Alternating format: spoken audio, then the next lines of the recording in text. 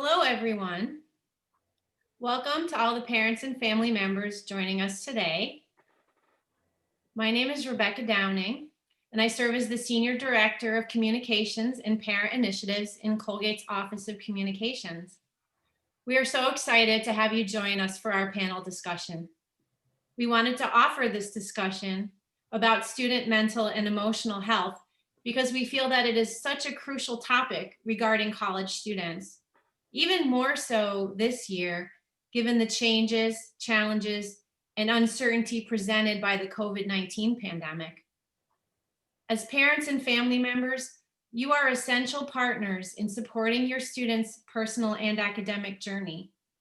As developing adults, college students face a variety of experiences, opportunities, and challenges that can affect or be affected by their mental and emotional health. For today's discussion, we've invited our panel of experts to talk about common concerns, to share their observations of how the COVID-19 pandemic is affecting students, and what Colgate is doing to help them to succeed and thrive.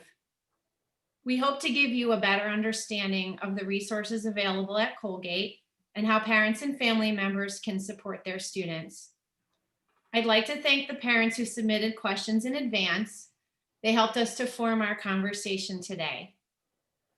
A bit of housekeeping. I would like to tell you that the format for our panel will include introductions of our panelists, a conversation facilitated by me, and then we will leave time for those of you viewing today to submit questions you may have. You can do so at the bottom of your screen through the Q&A tool at any time during the presentation. This webinar is being recorded, so if you have to duck out early or you know someone else who was missing it today, we will be posting it on the Parent and Family Resources page at colgate.edu. So you can pull it up and watch it at your convenience. So let's get started. Panelists, please take a moment to introduce yourselves, including your name, the office or program that you represent, and briefly describe how you most commonly interact with and support students, and how you think about that role in the context of our conversation today. Dawn, would you like to start? Sure, I'd love to. Thanks, Rebecca. I'm Dawn LaFrance. I am the Director of Counseling and Psychological Services, and I also work at Haven, which is our Sexual Assault Response Center. I've worked at Colgate for 20 years. I love working at Colgate, and I love working with all of our students. The way that I interact with students is in a variety of different ways, but I would say the bulk of my time during any semester is in teletherapy. We offer individual counseling and group counseling. We offer 12 different groups right now, and I run 3 of those. So I get to see students in a variety of different ways, but mostly in a clinical way at this point. I also do some outreach. So I talk to students in different clubs and organizations about mental health care, how to refer a friend for help if they need to, a whole variety of different things along the lines of well-being and wellness in general. So I see my role here today as a pretty obvious connection because I get to see students as they're going through different struggles. They come to the counseling center for some professional help, but I also get to see students in a wide variety of ways as I help to train the community leaders on campus and also the links, the orientation staff. So I do a variety of trainings to help people just prepare to help one another on campus. Thanks a lot, Dawn. Pilar? Hello, my name is Pilar Mejia Barrera. I am one of the faculty co-directors of Hanco Commons, and I also teach in the Romance Languages and Literature departments. I am a senior lecturer in Spanish. So I have 2 roles on campus, one as the co-director of the Commons and one as a professor in the classroom. And I think that as a co-director, in general, we as faculty are there to introduce students to what are the values of our communities, and very specifically in the smaller size communities of the commons.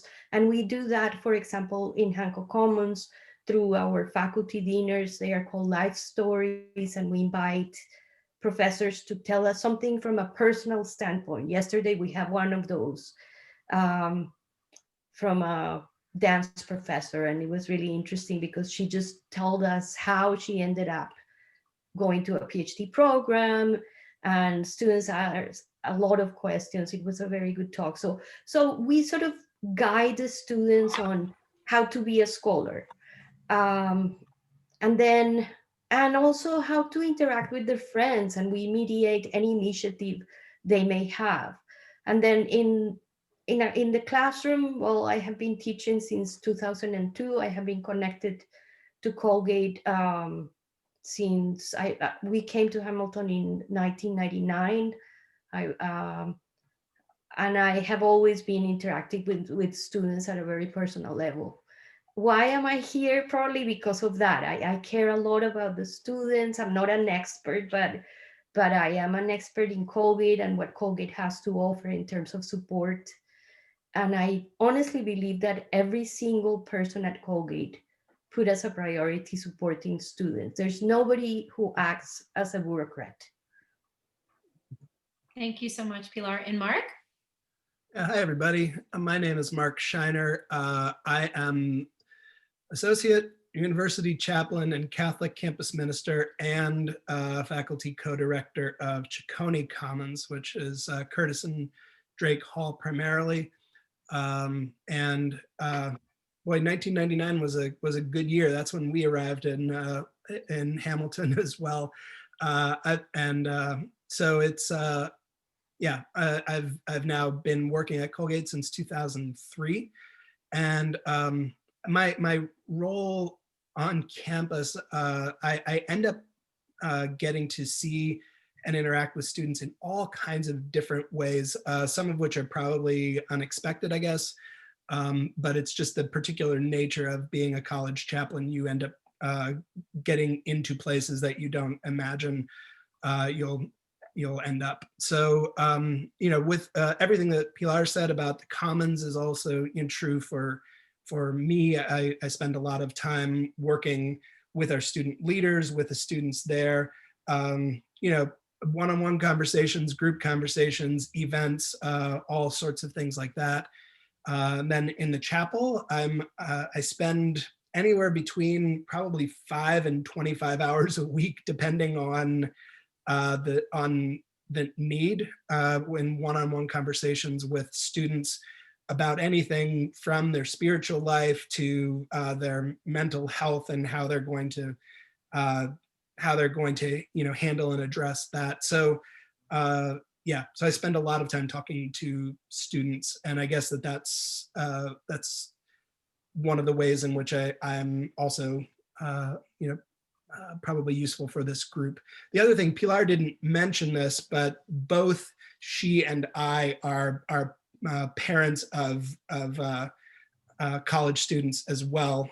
We both have older sons who are now graduated and younger daughters who are presently sophomores in college. They grew up together. So I know this stuff from the parent side as well, and so does Pilar. Thank you so much for those great introductions. Let's start our discussion with what are some of the ways that the pandemic is affecting student mental and emotional well-being, and what resources are available for students to work on managing them. Dawn, would you please kick us off, and then Mark and Pilar, weigh in as well. This is a conversation, so thank you. Yeah, for sure. So the pandemic is affecting students much like it's affecting many of us. So it's an interesting time to be a counselor, because often when I am counseling somebody, I'm not going through the same things that they're going through. But when we're in a pandemic together, it's important to recognize that we're all being affected by this in different ways, perhaps, but all being affected by it. So it's just a different way of doing counseling than I'm used to doing it, where we're all sort of seeing what's new and we don't always know for certain how this is going to turn out. So we're trying to figure out things together. So I feel like sometimes I'm walking next to somebody as we're going down another path together. The pandemic's affecting people in a lot of ways. We're finding that students are figuring out new ways to be adaptable, to be flexible, to maybe do things that they've never done before in a different way. That's always going to come with some anxiety. some uncertainty. We don't know what's next. Many of us were, in the spring, not thinking that we would be in this place right now, for instance. So we don't know how long this is going to go, and we don't know what's sort of around the corner. We also have a number of students who are worried about sickness themselves or family members becoming sick. We've had a number of students who have lost loved ones and are grieving now. So there's a number of different things that students are feeling that some of us might be experiencing too.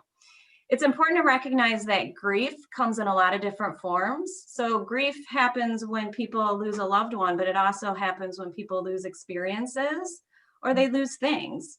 So our first year students entered Colgate without traditional graduations. A lot of them lost proms. A lot of them have lost important sports seasons. So there's a grief that comes with all of those different things.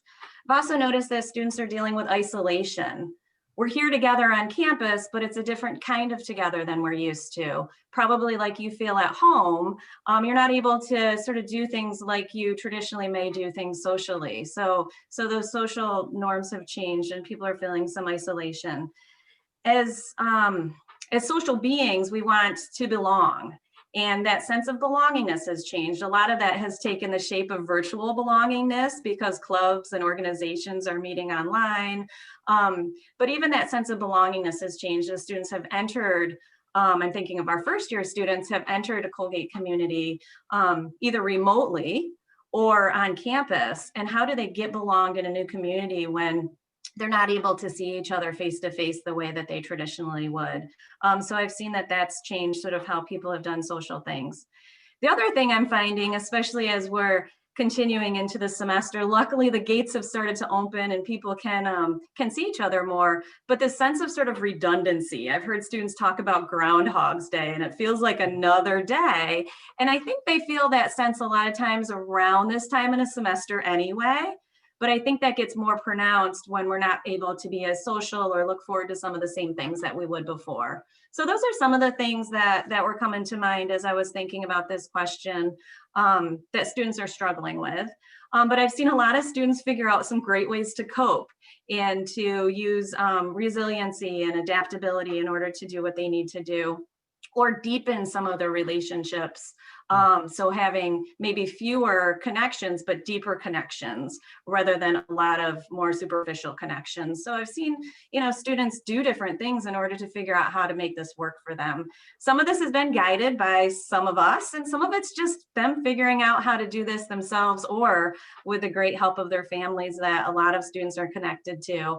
I've been so thankful that we have the technology that we have through all of this, because if we were to go through this, if I were to go through this in college, it would be a completely different situation because I wouldn't be able to connect with people through Zoom or text or even Snapchat or whatever your students are using in order to connect with you.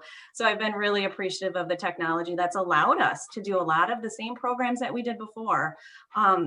The counseling center is offering a lot of mental health care through telehealth, and we've gotten really good at that. So in March, we had to figure out how to do that pretty quickly. And I could say that before I'd be a skeptic, but I've really learned how to do that and really learned how to connect with students in this virtual environment, I think in a really helpful way. And I work with a team of really great counselors that have done that too. We also did all of our outreach and training we would traditionally do virtually. So we figured out how to use technology to our advantage. And I think in that's been really important. And students, their technology whiz is way beyond what we are. So often they're teaching us some of the skills of the technology. And these are things that I probably wouldn't have learned unless I had to. So those are just some things that come to mind as I answer your question, Rebecca. Thanks so much. Mark, would you like to weigh in? Yeah, sure. I mean, I'd like to affirm everything that Dawn said, of course. I think that the really complicated thing is that the range of student responses to essentially the same problem has been really broad. And we were talking about this earlier. Dawn mentioned that for some of our students, they're actually doing better than they had been in the past, because they're for some people where it's harder to make make connections or feel like they want to be part of some sort of big party or event or whatever, suddenly they don't have to, or they can do it on their own terms. And I think because each student is unique, you end up needing unique responses in some ways to each student. I've had students approach me, believe it or not, you're not gonna, I mean, you're gonna think in college, my college kid, but within the last couple of weeks, I've had a couple people contact me and say, can you just teach me how to pray? I just want to learn to pray. I want to learn to do that. Like, I want to have a prayer life because I think that would be helpful. And I think that it has ended up being very helpful for a lot of people. We're teaching, and there are some PE classes that I've been teaching on different spiritual practices within my own tradition, within the broad Christian tradition. I've taught a course on praying with the Bible. I've taught a course on the Ignatian spiritual exercises. I've taught a course on a thing called the Jesus Prayer, which is an Orthodox Christian thing. But those sort of spiritual resources have been surprisingly useful for students, but so have little things like just attending, silly little events that their floor or their commons or whatever, is sponsoring a lot of those things. There's a very easy level of entry for these kinds of online events. You just sign on, and if you're feeling shy, you turn off your camera and you can still feel like you're participating in something. That said, there's certainly, so much of what we look at, I think, as a normal college experience is really kind of challenged by the circumstances in which we find ourselves. Students tend to kind of, cluster really close together, sit on each other's laps, share Nalgene bottles and share food and all these sorts of things. And so, there's a kind of a stress and adjustment to a lot of those things. So, I mean, those are a couple of things that come to mind about some of the challenges. They've varied. I haven't talked to more people who are depressed this semester than in any other semester. Now that could just be the people who are coming to me. I don't know, Don would have a better sense of kind of the overall campus feeling on this. Anxiety is still a big thing that we talk about for sure. Worries about the future, those sorts of things. And so, so a lot of one-on-one conversations about that stuff. Thanks, Mark. Just to pick up on something you mentioned and to cover the bases in terms of resources in your area, can you just briefly mention what other opportunities there are for students of other faith traditions, or maybe who don't have a faith tradition but still are supported by the chaplain's office? Yeah, absolutely. You don't get hired as a college chaplain if you can't talk to basically everybody. If you don't love Buddhists, Hindus, Muslims, Jews, atheists, agnostics, you name it, other Christian groups, you don't last long in this kind of work. We get into it because we love other students. So there are 3 chaplains right now, one who primarily deals with the Protestant groups, one who primarily deals with the Jewish group, and then there's me. And but I also support the Orthodox Christian Fellowship. They're going to be having a meeting tonight. We bring in an Orthodox priest from Syracuse. He comes down, he prays with the students, and then they check in about their spiritual lives.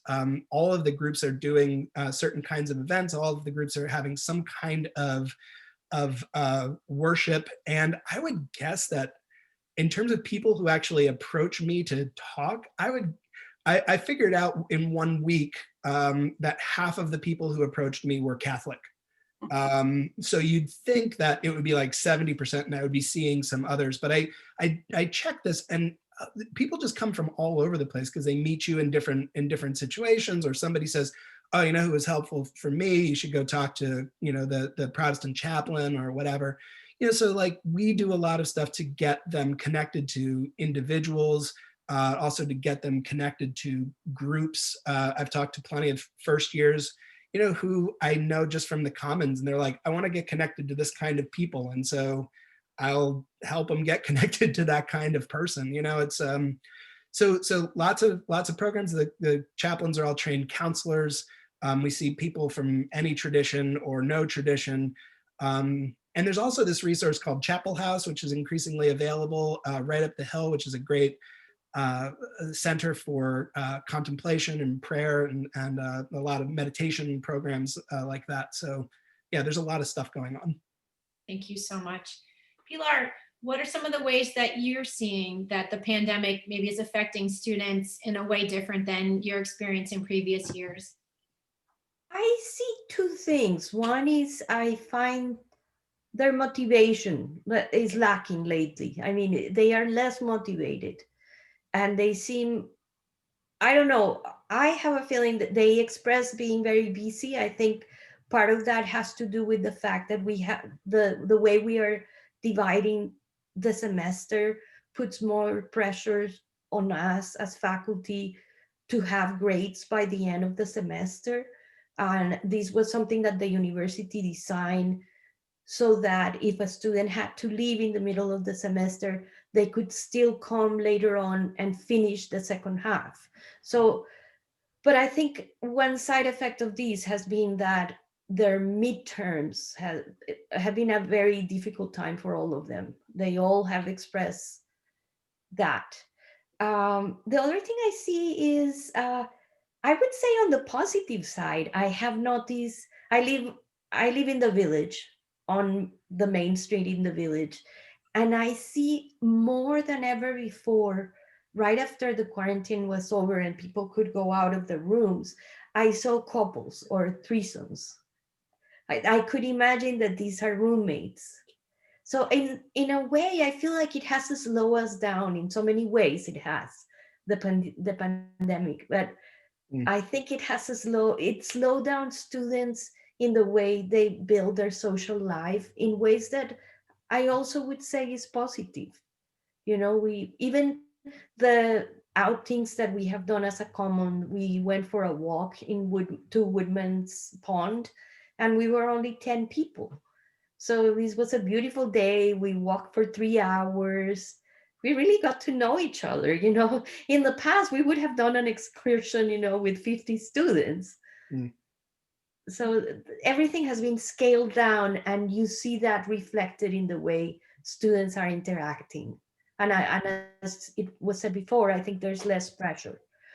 But on the other hand, definitely the Zoom is taxing, and just being on Zoom all day, you can see, yesterday or 2 days ago, I had a class that I had designed, and I noticed that my students, when I was calling on them, they were distracted. And I said, okay, you know what?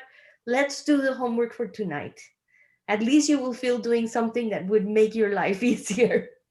And I just switched, and they all laughed because, yeah, they were distracted. So I think you as an adult, and they are adults too, but you as an adult really have to be able to stop and say, let's change the expectation. Let's do these instead, but let's stay connected as humans. I find that I have had to do that in my class.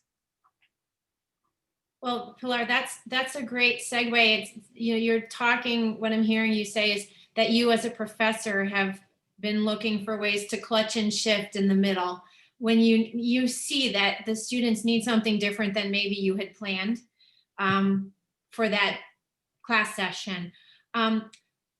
So that's a way you as professors adapting. The next question is, with the pandemic this year, and Don and others mentioned this a little bit already, but the limitations on things like making friends, spending time with friends, do seem to lead to a common concern about isolation. And I'd love to hear you each talk about ways that you're seeing students successfully navigate those challenges, because they might become helpful tips that other students might, if parents and family members are familiar with what things are working, that they can share that with their students. So could you maybe, Mark, start with talking about that? Yeah, sure. I think one of the things that we're facing, I joke this is our first pandemic. I'm sure that the next time we have a pandemic, we will have all these ideas for how to handle it. But so many of the things, like Pilar said, so many of the things that we kind of had planned out, we were sure they were going to be important, have ended up not being important at all. We scheduled, we scheduled support group through the chaplaincy. We thought that would fill up. We did not get a single taker for that. However, all of the chaplains have ended up with plenty of one-on-one conversations with people. The popularity of these PE classes has actually been really surprising, and the degree to which the students have really have used them as a key to navigating the whole experience. This is one of the things that I got to watch up close, of course, the way that the students have responded to learning to do kind of more meditative practices and these sorts of things has been really surprising to me.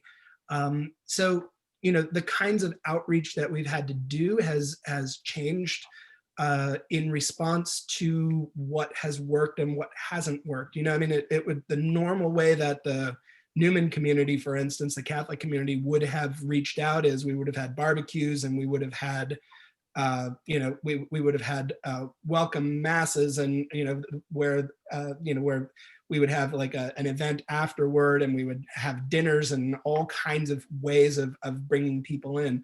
We've had to focus much more on finding out who those people are and having one-on-one conversations with them, both me and members of the broader community, getting people connected. It's been a bit more kind of networky kind of things to help people find their people.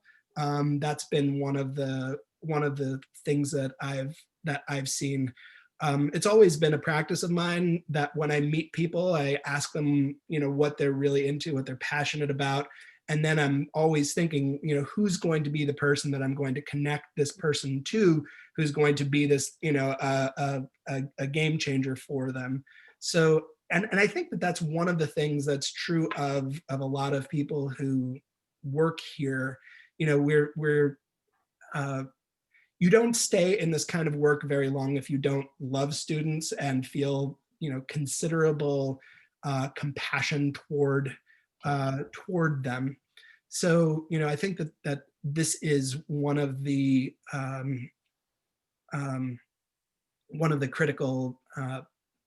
critical pieces, I guess. I'm not sure I could keep going on and on about this, but but it strikes me that we've had to do a lot of adaptations, like we were saying earlier, but the goals have not changed, but the methods have been changing as we figured out what works. Like, to my absolute surprise, for some of the religious communities, the Muslims, their Friday Jummah prayer has become very important as a kind of place where they can come together, be themselves, as people of faith and people of of commitment, and so that's been incredibly important for them. Church services, people have been coming to those sorts of things, random things that the Commons have been doing that I would have thought, really, people are going to do that? You get 25 people suddenly show up for it, and you realize that there's some hunger for it. Thanks, Mark. Dawn, do you have some thoughts on the question? Yeah, I was thinking about how intentional students are having to be as far as meeting up with their friends. So in previous years, students might leave a class together and say, hey, let's go grab lunch together now. And it's different this year. So some of the social interactions have changed, and the way I'm coaching students to meet people, if they're feeling isolated or lonely, has changed. It's sort of like in the past, it would almost be too awkward to send somebody a text to say, hey, we should go grab something to eat. But now you have to do that because you don't just kind of meet up in various places the way you used to. So I think it's changed sort of the way people socialize a little bit. So we've talked about like intentional meetups. I've also noticed that a lot of students are going into the community and going to like the farmers market on Saturday. That's something that a lot of students are looking forward to. one of my favorite things to do, I mentioned earlier, is group therapy. And at the end of most of my groups, I'll have everyone in the group say what they're going to do over the next week to take care of themselves or what they're looking forward to. And I'm really surprised at how many times the farmers market comes up as something they're excited to do, or like Pilar had mentioned, go on a walk or enjoy nature. I think that, we've been really blessed with some gorgeous weather here this fall, that the students have really been enjoying and just commenting on like the leaves more than I've ever noticed before. So that kind of slowing down, being together outside in nature or in the village, it's more intentional. So in that way, I think it puts more burden on students to learn those skills, especially those students who maybe were born and raised in the same town. So they had the same friends growing up. They've never had to figure out those skills. So it's actually a really good time to teach them how to meet other people and how to go out on a limb and ask somebody that you were hearing from in class that you thought was really interesting. Follow up with that person, ask them to grab a meal with you. What's that like? And what they usually find is that other people are hungry for that too. So whereas they might be worried about rejection or whatnot, actually it's well received, and what a great confidence booster. So just that intentionality has been different this semester, which, I do want to acknowledge how hard that is for some people too. And some people do have a tremendous amount of difficulty being intentional like that. And those students are often more lonely. And we're talking about how they can join a group or a club. And like Mark had mentioned, join, and you only have to participate as much as you want at first, but maybe that's a way to get your feet wet a little bit and see who you might want to associate with and get to know more. Thanks. Thanks so much, Dawn. Pilar, do you have thoughts on strategies you've seen students that you support in navigating the kind of the loneliness and the isolation, and how the Commons is helping with that? I think that I see that some students have been very receptive. What Mark was saying, we try to have events. I mean, even from quarantine, like we had think outside the box, where we send the people who subscribe, we send them a box of random items. I went and bought it with the fellow, and there were feathers and there were pieces of cables, like from electrical switches, all kinds of things, and they had to create a piece, some kind of piece. And the winners created so for example, these people, this group, the group that won, decided to go as a suite.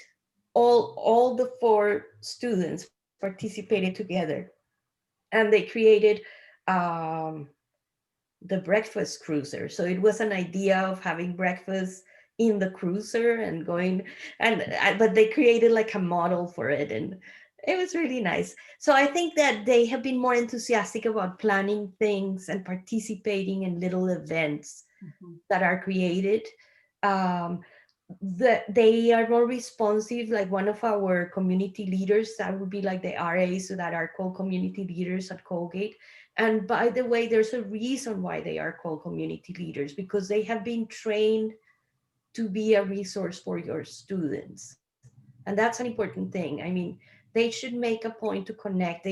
The community leaders just went through an exercise where they had to map the whole building. That meant that they needed to know exactly who lived where, and if possible, know what were their interests, their possible mayor, if they, what kind, some of them, like there was a neuroscience major, a CL, who choose to divide them in terms of extrovert and introvert, and another who is in economics did a whole graphic. I mean, it's interesting how the CLs approach it, but one of the things that came out of that exercise is that the CLs suggested connections, for example, to a group of people in the same floor who were all interested in French, and they created a study group.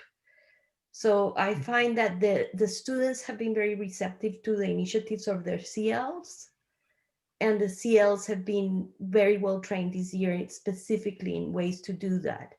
At a different level, some students, for example, I have noticed more recurrent students in our series events. In our dinners, we have had at least 15 students who have gone to the 3 dinners we have organized. Mm. Yeah, those are the things I have noticed. Great. In terms of class, I see students very eager to come to the office hours. Yeah, actually, can I jump in, because like I want to I guess as I'm thinking about this, we're doing so many things. We're doing a lot of things, and a lot of things actually work. And I'd say a lot of the students are handling this pretty well, right? But I don't want to give anybody a sense of like that this is Disneyland, right? And everybody is like deliriously happy being here. It's hard. It's just hard. There's no two ways about it. What I'm picking up, from colleagues all over who are doing this, Catholic chaplains all over the place that I talk to, people who do res life stuff all over the place where I'm talking to, students at different colleges, and students who've stayed home, frankly, from people who are either their school is 100% online, or they decided to not, to study remotely. I mean, what I'm discovering is, it's sort of like every single person in some way is like, okay, we're all in the town and we're all like knee deep in flood water. The flood came in, everybody is knee deep in flood water. The people who live in that basement are in really bad shape. The people who live in the high rise are less inconvenienced, if you will, but they're still having to deal with stuff. And it's still hard. I mean, it's hard for us. It's got to be hard for you, and I mean, one of the things that kills me as a parent is, not knowing exactly how my kid is. I mean, my kid's pretty talkative and pretty transparent, but it's tough, man. It's tough being a parent right now. It's tough being a chaplain when a lot of your kind of key tools have been taken away from you.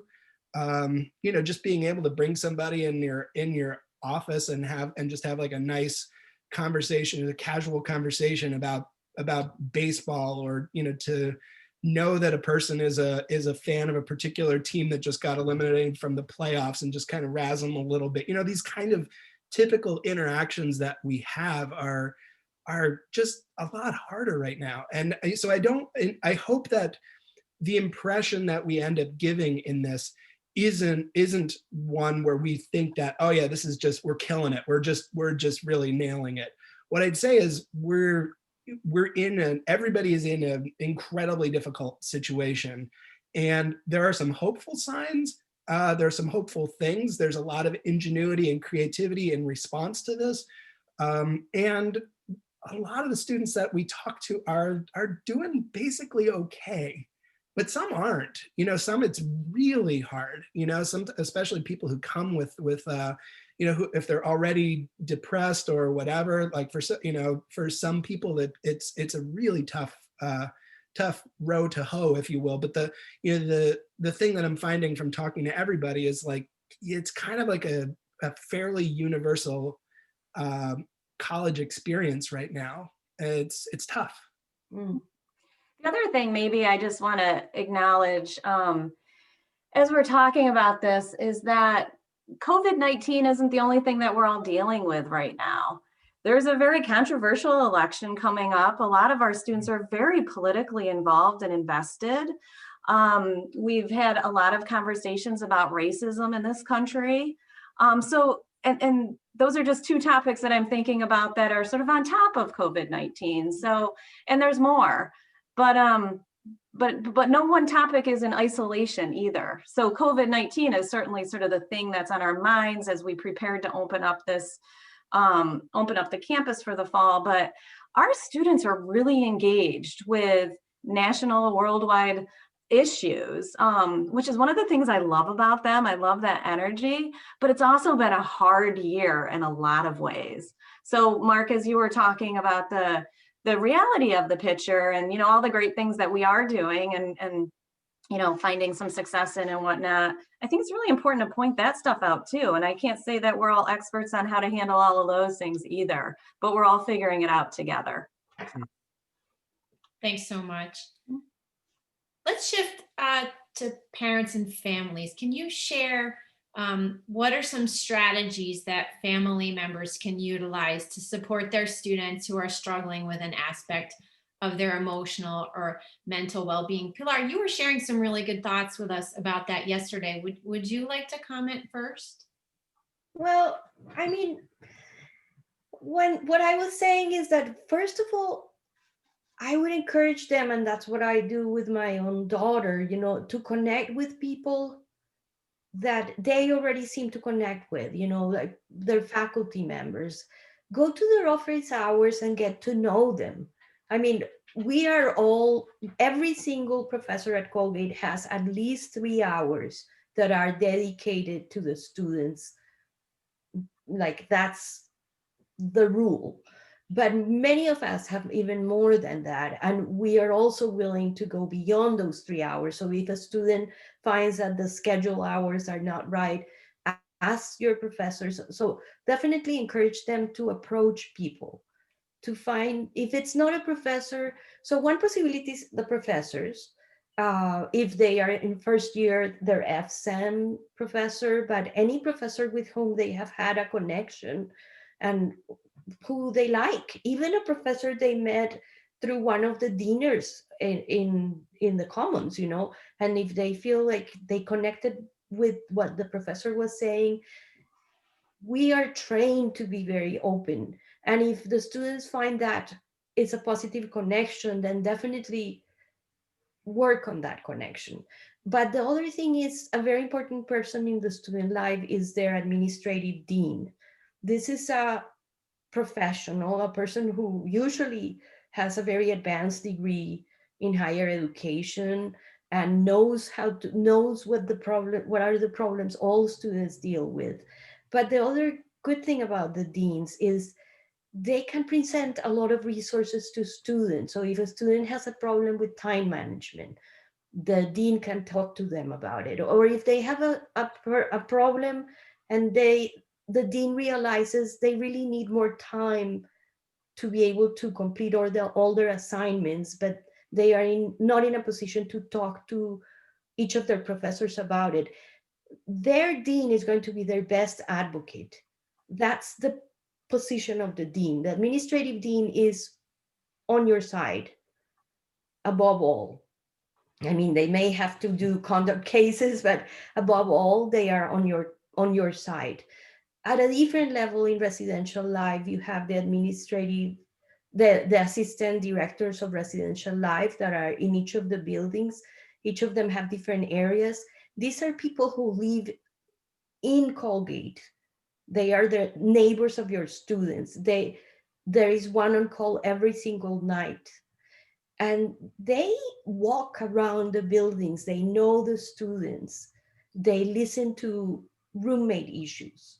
They deal with disciplinary issues, with conduct issues. But again, they are meant, their position is to advocate for your students' life outside of classes. And the other person are the CLs. But I would say, anybody at Colgate, I mean, the people who works at charitables, anybody who they feel they connect with, honestly, I think we'll try to help them and support them and guide them. So the one thing is people. The second thing is resources and activities. Even if they feel shy, reach out, look at the calendars. Every single student at Colgate receives at least 1 or 2 or 3 newsletters, at least one from their own commons. But besides that, they may be receiving one from their departments, and those will have events. Or let's say if they are in math, but they love women's issues, guide them to open the website and find what are the events they are organizing. Women's Studies is bringing incredible speakers, and they have some of their events. We just had an event. This was not in Women's Studies. This was actually related to Romance languages. But they invited an artist who did an art piece with the students, and the students received a package, and you didn't have to be in the department to participate. And this was a very well-known artist that was hired to talk about belonging and when you have more than one identity. So connect with people and connect with resources. Just reach out and maybe even help them just navigate the web or connect to any of us and ask us, this student really likes this. Where would you send them? Because there are so many resources. Yeah. I'd jump in right on that and say, and one of the things that is important to realize is that Colgate isn't as big as you think. I could probably name half the CLs, even though I only work at, One Commons. I could name most of the CLs from the other places. I can name all of the assistant directors and the directors and all of the administrative deans and all of the counselors. And that, I'm not bragging, that's just the way that it is to work here. You get to know everybody so that if, you really only need one point of entry. If your kid comes to Pilar and says, oh, I just feel like I'm really missing my ex at, this thing at home, or I'm really sad about this. Pilar is going to know, somebody. If she doesn't know who to send you to immediately, she's going to know the person who knows the person. And it's going to be a thing. So, I mean, the idea of reaching out is a key component of this, I think. Mark, I had an experience. One of our students in the first week, one of the persons in the commons was feeling really isolated, and this was a very new experience, and being away from the parents was too hard. And this student went to talk to the administrative dean just as a procedure to leave, to go remote. Mm-hmm. And the administrative dean decided to include us in the message. And I responded, and I just asked the student, Yep. would it feel useful if we spoke on the phone? And the student, I wasn't sure if it would be strange for the student or if this was welcome. And the reaction was incredibly positive. So I spoke for 2 hours with the student, and and I immediately connected that student with students that I knew who were older students. I asked for authorization, and those students connected that student with very specific activities and professors. Mm-hmm. And this student is thriving right now. Actually, that student is going to be one of the organizers of one of our events next week. And at the end, the student didn't leave. But all that student had to do was to reach out. Yeah. Thanks so much. Dawn, do you have some strategies for parents and family members? I think this is more general than just current times, but meeting them where they are. Students use all sorts of networking technology apps to talk with one another. And I think it's important that I don't know, as a parent, I have a junior in high school, so he's not in college yet, but just meeting them where they are and learning how to text and even being Snap friends and Instagram followers, you'll find out a lot about what's going on. And I think students are most likely to call their parents or those who unconditionally love them when they're really upset. So I'm not saying that if they've called you when they're really upset that they're not struggling, but what we hear often is they call their parents when they need some encouragement and some support. So you might see sort of a slice of life and then be really worried when you get off the phone, and then within the next hour, they're actually connected to somebody and doing something. So it's just something to kind of keep in mind that they're going to reach out to you. I want them to reach out to you for support, but you might not always be seeing the full picture. So just kind of meeting them where they are and trying to, if they're willing to share, Instagram and those kinds of things with you so that you can be a follower of what's going on for them and be engaged in that way. I think that if you're willing to text, then they can stay in contact pretty frequently that way, rather than a lot of students don't want to have, an hour-long phone call once a week. They'd rather text throughout the week and just being there as a supporter, sometimes a cheerleader.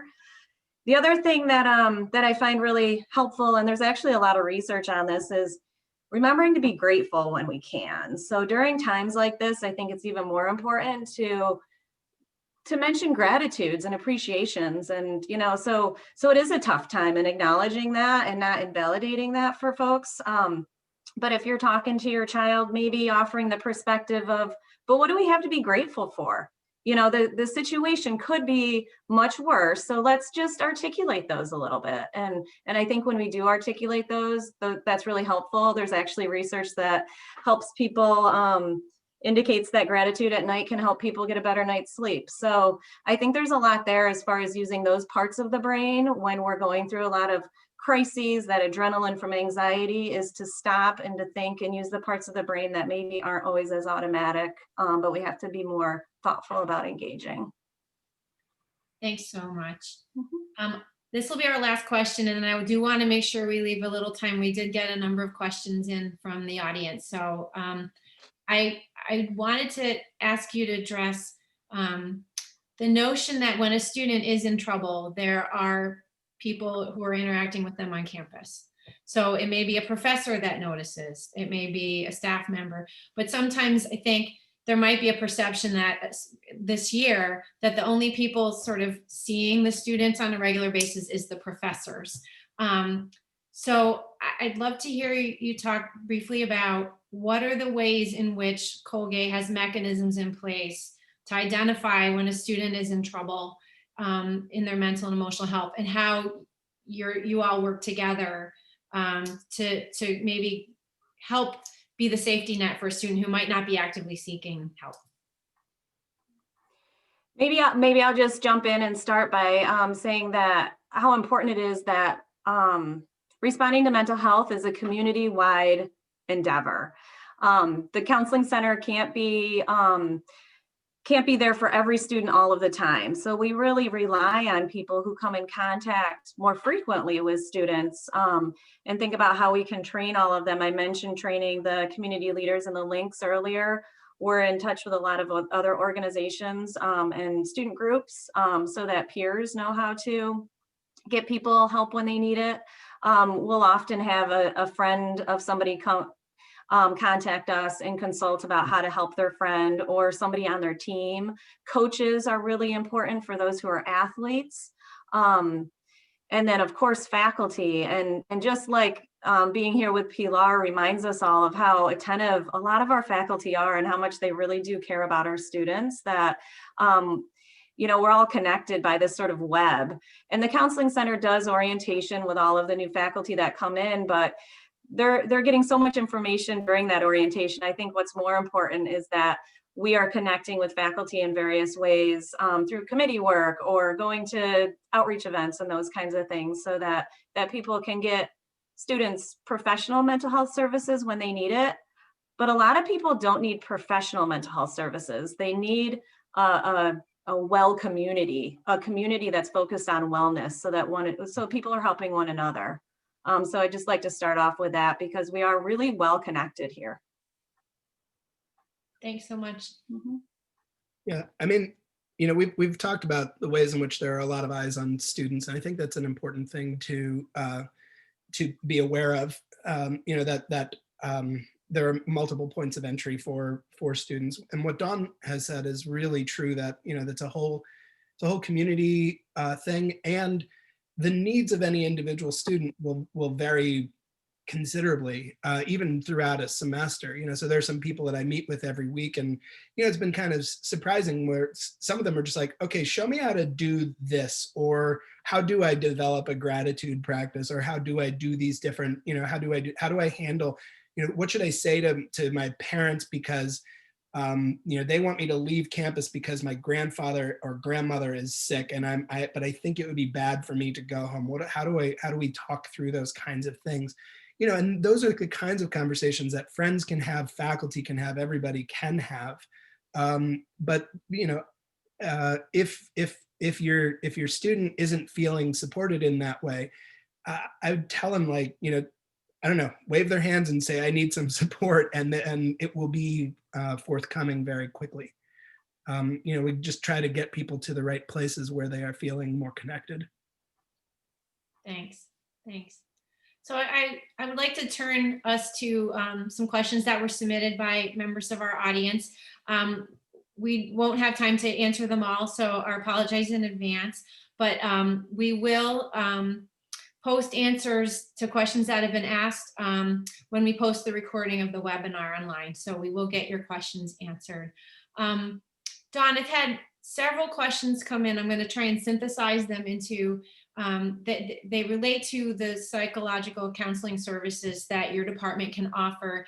If you could speak a little bit about, if a student needs more than the number of counseling sessions you can offer, if they need more support, if they need psychiatric services, medication changes, anything of the sort like that. And also, if you could please address, how do we deal with anonymity in a situation where students are sitting in rooms with their roommates and have to do telehealth? Yeah, thanks for all of those questions. They're all really important ones. So when a student meets with anybody on my team, any of the counselors who I get to work with here, they talk about what the students' needs are. Some students really only need one session. They want somebody to give them some advice to problem solve. They're upset about something, talking about it is all that they need. So single sessions are definitely available, and that's important to this generation because some students don't want to sign up for extended counseling. They really want somebody to help them that one time, and if that is successful, then they'll swing back around and ask us for another single session at another time. So we can certainly do that. We typically see students, if they're going to start counseling with somebody, every other week because our rural location makes it important that we get everybody in who wants to see a counselor. So we do every other week, but people can engage in the group counseling weekly. So they can do group counseling weekly plus see us every other week, which is a really good treatment plan for most students who need that level of care. And I have several who I work with closely that do both of those things. Group therapy is actually more effective than individual therapy for a lot of the things that students suffer from. So we do promote our groups, and students find them highly, highly beneficial. So students don't always think about those when they contact the counseling center. So that's one of the things we talk about up front is like, do you think a group would be a good idea for you? Do you want to give it a shot? What would that be like for you? And then also talk with them about what does individual counseling entail. So we don't have a limited number of sessions. Sometimes students may think that, but students can use counseling services throughout their 4 years at Colgate.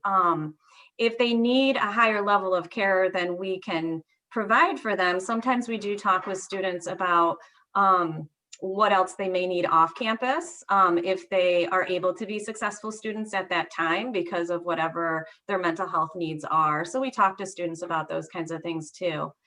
If a student needs a medication adjustment or a psychiatric evaluation, maybe they've never tried medication before, but they think it might be useful as part of their treatment plan. We do work closely with Tina Young, who's a psychiatric nurse practitioner at the Student Health Center. We also have a consulting psychiatrist from SUNY Upstate. So Tina and that psychiatrist together will evaluate students. And then if a student does indeed want to start a medication, they'll often follow up with Tina right here.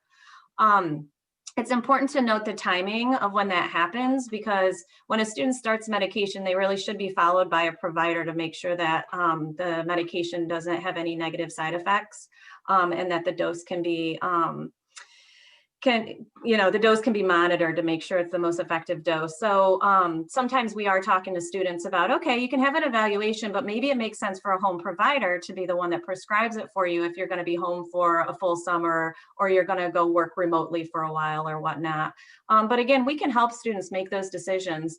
I was just talking to a student earlier today who is worried about the cost of medication because she's never tried it before. So we talked about how what kinds of affordable medications are available, would they have to use insurance or not? So we can certainly talk through all of those kinds of things with students. Right now, I saw another question about are we doing all telehealth? That is what we're doing now. If there's a student in crisis and we're not able to evaluate a student through telehealth, then we will make an adjustment to see somebody in person if we have to. But we've designated 2 rooms in the counseling center that are big enough to allow that to happen because a door would need to be closed. And we want to make sure that the student is healthy and safe and that the employee is healthy and safe. And we've actually found that doing telehealth and being able to see people's expressions has been better for us than trying to meet with somebody when we're both in masks. So we're able to evaluate really well on telehealth. And then if we're not able to, we know that we can meet with someone in person if we have to. We also consult really closely as a team. So if anybody on staff has a question about evaluating somebody or figuring out what a good treatment plan is for them, then they'll ask me or another colleague, and we meet pretty frequently. We take that really seriously. So the question about privacy and spaces, I think that that's a really important question. And one of the things that we did see actually during universal quarantine, those first 2 weeks, we didn't see as many students as we typically see during the first 2 weeks of a semester. And one of my hypotheses is that because of universal quarantine, students didn't feel like they could get the privacy that they needed in order to talk with one of us. They also may have been trying to figure out, what is this Colgate going to be like for me this semester, kind of taking care of their essentials and sort of focusing in on what business they had at hand. But then right after universal quarantine was over, we saw an uptick very quickly in people reaching out for counseling. And right now we're pretty busy. What we have figured out along with Res Life are where there's open spaces in different residence halls, so that students can get access to private rooms in some spaces. We need to go through Res Life in order to do that, but we don't have to tell Res Life why they need to access that private space. So we actually put some signage up in some private spaces along with cleaning supplies, so students could clean them before and after use, and got a list of those from Res Life. And we'll do that again. We'll take inventory again over winter break so that we're ready for that. I think during that universal quarantine, we're going to want to advertise those spaces better than we did the first time around, because they were there, but students didn't always know they were there or that they could ask for them. But we're trying to identify at least a couple spaces in each residence building, so students don't have to leave their residence hall, and then they could get permission if they have to leave their floor during universal quarantine. Now that things have opened up, then they can find spots. They can reserve a place at the library. We've worked with career services to reserve interview rooms at Benton Hall. So we've tried to be very creative. What a lot of students are doing now that things have opened up is they'll schedule their therapy appointment when they know their roommate is out of the room for a class. Some people do have predominantly virtual classes, which does make that difficult. So we've talked a lot with students about how to access privacy. This is an interesting dilemma if you have a therapy group with 10 people in it, let's say, because it's important that they're all in a private space, because we don't want the privacy of anyone in that group being shared with a roommate. So even if somebody's comfortable talking in front of a roommate, we want to make sure that whoever is on the screen, their confidentiality is not impaired by that. So we're used to having these conversations because we know how important it is. We know students will connect with us in the chaplain's office and student health services because of the confidential nature of the services we can provide. So we're thinking about that. And as I said, I think the next time around, we've learned from this experience and we're making it better as we go. Thank you so much, Dawn. I think you answered 6 or 7 questions that we received in that one answer. And unfortunately, we are past the bottom of the hour. So I just want to say that's all the time we have for today. This has been a fantastic discussion. Thank you to our panelists and also to all of you. Pilar, did you have something you wanted to say? Yeah, I just wanted to say my email is pbarrera@Colgate, and because I noticed that in the question somebody said that not all the CLs are as useful or have been able to create as many programs. Or please feel free, if your resident is in Hancock Commons, please connect with me to make sure I'm sure any of us directors would be happy if you reach out to us. Definitely. I mean, if there's something we can do, and we are good about doing these things, we can find ways to do them where is, just like we did with this student at the beginning of the semester. It was just a matter of, asking, what are your interests? And in 2 seconds, we were able to create all kinds of meaningful connections that changed the perspective of that student's experience. So definitely reach out to me. I'm happy to help. At the bottom of my emails is my phone number, and you are absolutely welcome to call me. And then there was a question about why not going to the rooms. I would say now that we are in the gate, there are a lot of common spaces that your students can reach. I mean, like our commons have at least 6 or 7 spaces where students can meet, and they are small. There are spaces that have fireplaces. So, I mean, besides the rooms, there are other spaces that are equally private and intimate and nice. Thank you, Pilar. Thank you. So thank you. Mark, did you have something else? Just, I'm sure Dawn feels the same way. Call or email mshiner@colgate.edu. You know, if there's anything that we can be doing, like we love your students. We hope that we can serve them as well as possible. Great. And I'm at De La France. I'm always happy to answer any questions that you might have as well. Great. Thanks. You've all been really great. Thanks to all of you who tuned in for your interest and your involvement. The areas represented here are really just a small sampling of the faculty, staff, and university partners that are here dedicated to supporting our students at Colgate.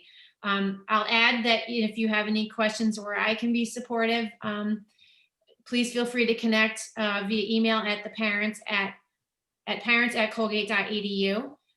We do all hope that your students are having a fulfilling and rewarding semester, and that you got something out of this webinar today that you can take back and use to help support your student. So be well and be safe, and goodbye, everybody.